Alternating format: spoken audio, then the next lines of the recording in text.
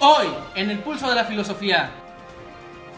Hoy discutiremos uno de los temas más importantes en la filosofía. Así es, amigos, estoy hablando de la patrisca. Lo fundamental es saber qué es esto, por llamarlo de algún modo. Este fue el movimiento tanto literario como filosófico como cultural. Este imperó en la Edad Media. Esto fue el asentamiento del cristianismo y es la base de la filosofía occidental, desbalcando a las otras religiones paganas, alegando que la religión cristiana era la única, debido a que esa tenía la palabra de Dios. Este movimiento tuvo tres etapas fundamentales. La primera, patrística, que tuvo tiempo en el segundo y tercer siglo.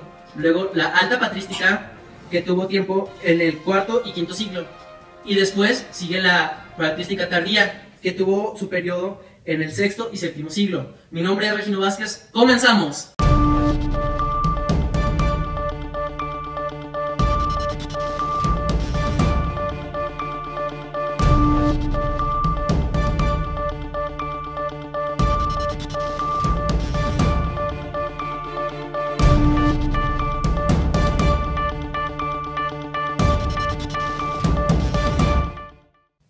Para entender de fondo de la primera patrisca, la doctora Gemma Grajeda nos hizo la cortesía de exponernos esta.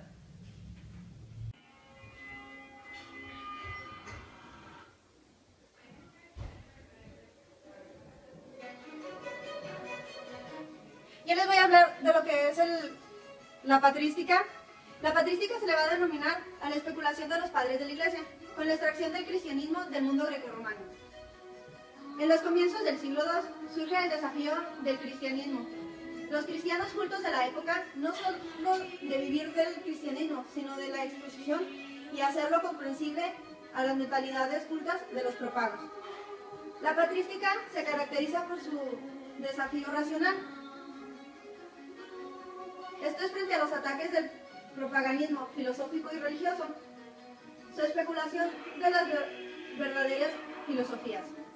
Posteriormente, surgen los periodos intentos de exposición sistematizados.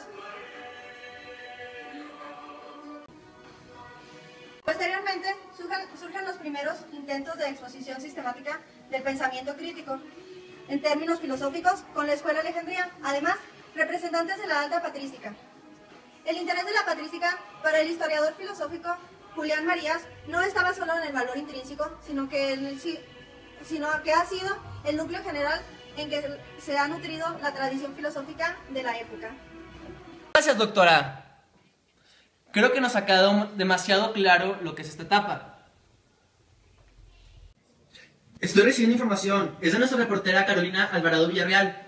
Está arribando a la Basílica Papal de San Pedro, en la Ciudad del Vaticano, para hablarnos un poco más de la patrisca. Ella nos va a profundizar un poco más de los apologistas y la época de Alejandría.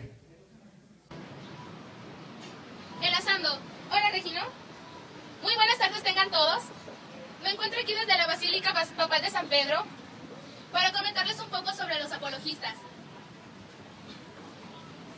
Estos se tratan de hombres cultos provenientes de la escuela griega, estoicos y no platónicos, generalmente que se proponen a defender racionalmente la nueva religión contra las acusaciones de los filósofos paganos y contra las persecuciones de las autoridades romanas de la época. La filosofía es utilizada solamente para prestar el dogma el auxilio de sus doctrinas, puesto que hubo la necesidad de aclarar y defender, con la ayuda de la filosofía, el nuevo contenido de la fe. Los primeros escritores cristianos, aún estando de acuerdo en la defensa del cristianismo de los ataques de los escritores paganos, siguen sin embargo dos direcciones siguientes, oriental y occidental. Los padres de la Iglesia occidental se esfuerzan en aromatizar el pensamiento griego con la dirección cristiana, entre los cuales figuran Justino, Tasiano de Oxiria, entre otros. Los padres de la Iglesia occidental, como ya les había mencionado antes, o latina, combaten la cultura pagana y acentúan el carácter original del cristianismo, entre los cuales se encuentra Tertulión. Trata en su apología de dar un valor universal en el tiempo al nuevo fenómeno del cristianismo y su lugar en la historia de la humanidad. La luz con la que Dios ilumina a todo hombre es señalada por Cristo. El logo está antes y después de hacerse cargo. Todo lo que se ha hecho mal se ha hecho con el logo. todo lo que se ha hecho bien se ha hecho por el logo. Estas eran las frases que él decía, que cuando de verdad se ha hecho nos pertenece. Con esto se justificaba el uso de los pensadores cristianos, de lo que habían de hacer de la filosofía griega. Consideraba por el cómo una preparación del cristianismo, lo que de verdad hay de irradiante en el pensamiento es cristiano. Por lo tanto, la religión cristiana no solo se reniega de la filosofía procedente, sino que es de su complemento. Así, el cristianismo es presentado no solo como una filosofía, sino como que la filosofía, la culminación, la nueva y la próxima sabiduría. Era de 1500 a 2250. Gracias.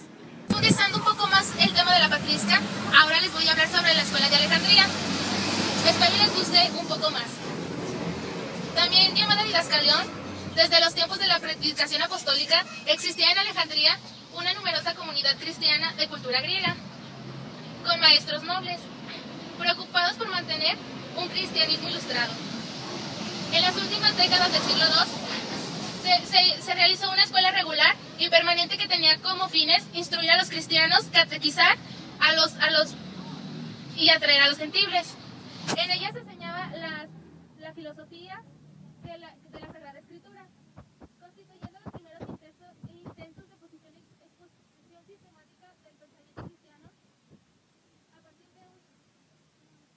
primeros intentos de exposición sistemática del pensamiento cristiano a partir del marco cultural de la época.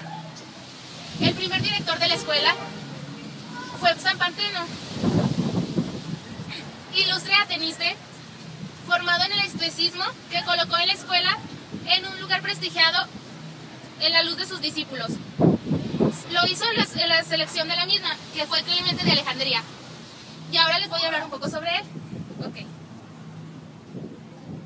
Fue de 150 a 215, considerando que la filosofía griega había tenido una función pedagógica, conduciendo a los hombres de la hipnosis regional, que este era el conocimiento racional o la hipnosis de la realidad cristiana, equipada en ciertos sentidos la ley alejandría de la razón griega, pues ambas habían servido para diferentes pueblos de preparación para recibir la fe cristiana. En la organización de la escuela de Alejandría tenía ciertos grados de aprendizaje, que fue el de los fórmulos que les enseñaron a leer, escribir y cantar. El de la enseñanza de los 7 disciplinas, que era gramática, retórica, dialéctica, aritmética, sométrica, astronomía y música. El de la filosofía y las ciencias fisionaturales. El de la fe, mediante los relevados de la sangre de la Sagrada Escritura, debidamente comentando e interpretando para descubrir su sentido y su misterio. El de la hipnosis, que suponiendo todo lo anterior, va a culminar el conocimiento instructivo y afectivo de los misterios divinos, que se conjugaba la ciencia, la fe y el amor. Y les voy a hablar sobre Orígenes, que fue en 185 a 253. Sucedió en Clemente en la dirección de la escuela. Revestida de un gran celo religioso y viniendo de una notable erudición, era un sugestivo sistema filosófico religioso con amortiguaciones de su contemporánea colonia. Ok, bueno, esto sería todo sobre mi parte, espero les haya gustado. Hasta luego, Regino, espero que estés bien. Muchas gracias, señorita Alvarado. Muy hermosa la basílica, ¿o no? Bueno, queridos suscriptores, como en cada video ha llegado la hora de despedirse, pero para cerrar con broche de oro tendremos al renombrado teólogo Uriel Urbina Ramírez. Él nos concederá una introducción y entrevista acerca de la patrística tardía y profundizaremos en el tema del gran pensador San Agustín de Hipona. Adelante, Uriel. Hola, suscriptores. Hoy en la sección de la cava tendremos una presentación y una entrevista con el teólogo Uriel. De Regino, para toda la audiencia, yo soy el licenciado Urbina y como ya les comentó nuestro conductor, les hablaré de la patrística tardía. Se distingue la patrística oriental, dedicada al estudio de la existencia y atributos de Dios, y la patrística occidental, en la que aparece la primera filosofía cristiana, gracias a la obra de San Agustín. Muchas gracias, Uriel. Pero, ¿nos podrías hablar un poco de San Agustín? Agustín perteneció en primer lugar a la secta manquínea, formada dentro del movimiento gnóstico. Más tarde profesó el grupo personal de San Ambrosio y el conocimiento de la filosofía neoplatónica. ¿Y qué influencia ha tenido en susodicho? ¿Tiene alguna filosofía? Ha ejercido una influencia decisiva hasta nuestros días. Las teorías fundamentales de la Edad Media se apoyan en él. En la Edad Moderna, autores como Lutero, Descartes... ¿Pero cómo? ¿Podría ser más preciso? remontan algunas de sus doctrinas. Muchas gracias por su tiempo, licenciado. Ha sido un placer compartir este tiempo con usted. Gracias a ti, Regino, por tu espacio. Por mi parte sería todo. Nos vemos la siguiente semana con otro apasionante tema en El Pulso de la Filosofía.